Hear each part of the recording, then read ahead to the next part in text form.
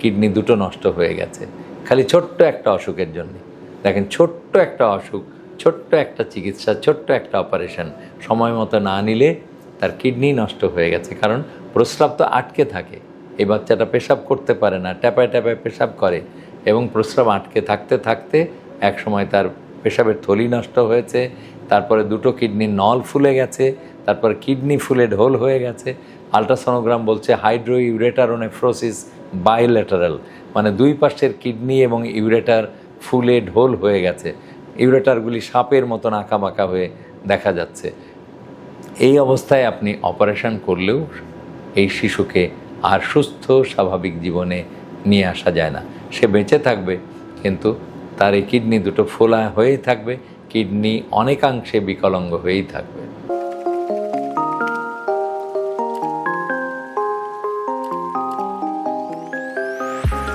শিশুদের জন্মগত ত্রুটি। আজকে বলবো পোস্টেরিয়র ইউরেথ্রাল ভালভ, এই নিয়ে কিছু কথা।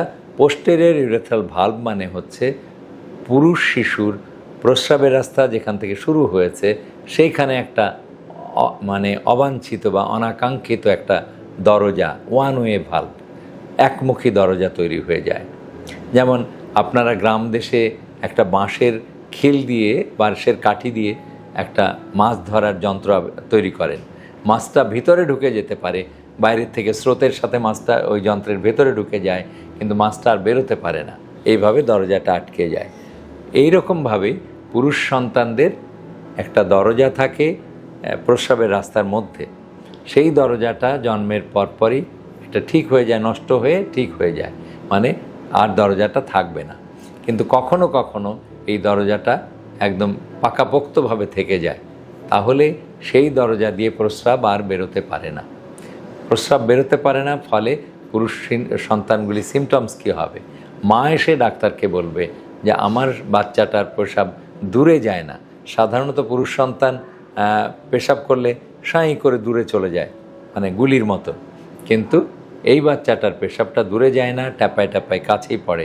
অনেকটা ভাঙা ট্যাপ কল, আপনার বাথরুমের ট্যাপ যদি কল যদি ভেঙে যায় তাহলে সেখান থেকে ফোটায় ফোটায় ফোটায় ফোটায় পানি পড়তেই থাকে। সেই রকমভাবে এই পুরুষ শিশুটি ধীরে ধীরে পেশাব করে, দূরে যায় না কিছুতেই। তখনই ডাক্তার সাহেব বুঝতে পারে যে এই বাচ্চাটার হয়তো পোস্টেরিয়র ইউরেথ্রাল ভালভ আছে, তো দ্রুত এর চিকিৎসার ব্যবস্থা করতে হবে। এবার চিকিৎসা মানেই অপারেশান। প্রথমে একটা ছবি নেবে, পেশাবের রাস্তার একটা ছবি করতে হবে, সেই ছবিটার নাম হলো MCU। MCU পরীক্ষা করলে এই রোগটা ধরা যাবে যে ওখানে একটা ভালভ বা দরজা লাগানো আছে, কবাট লাগানো আছে। তখন ডাক্তার সাহেব বলবে যে এটা মেশিন দিয়ে অপারেশন করে দেওয়া সম্ভব। যদি অপারেশন নাও করা যায় আপনার এলাকায়, তাহলে আপনি একটা ক্যাথেটার পরায় নেবেন, বাচ্চাটা যেন সহজে পেশাব করতে পারে। ক্যাথেটার নেওয়ার পরে একজন ইউরোলজিস্টের কাছে নিয়ে যান, তারপরে ইউরোলজিস্ট ক্যাথেটার খুলে দিয়ে মেশিন দিয়ে অপারেশন করে দেবে। অপারেশনটা খুবই সহজ, যে একটা মেশিন পেশাবের রাস্তার মধ্যে দিয়ে গেল, যে ভালভ দুটো ছিল, যে দরজাটা ছিল, দরজাটা একটু চিরে দেওয়া হলো, মানে কেটে দেওয়া না, একটা চিরে দেওয়া।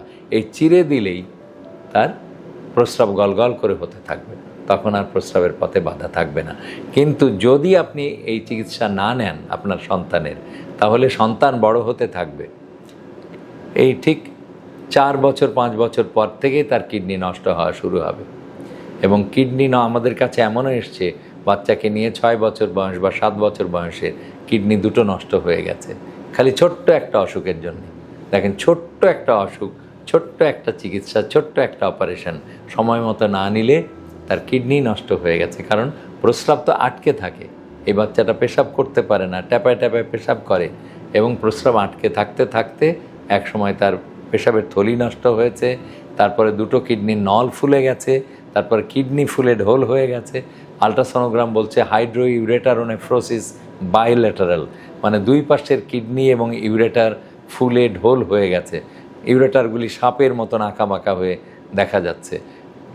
এই অবস্থায় আপনি অপারেশন করলেও এই শিশুকে আর সুস্থ স্বাভাবিক জীবনে নিয়ে আসা যায় না। সে বেঁচে থাকবে, কিন্তু তার এই কিডনি দুটো ফোলা হয়েই থাকবে, কিডনি অনেকাংশে বিকলাঙ্গ হয়েই থাকবে। সুতরাং অপারেশনটা করে নেবেন শিশু বয়সেই। আপনার জন্মের পরপরই যখন আপনি দেখবেন যে প্রস্রাব করতে পারছে না, প্রস্রাব ট্যাপায় ট্যাপায় হচ্ছে, আপনি অবশ্যই একজন নিউরোলজিস্টের কাছে নেবেন।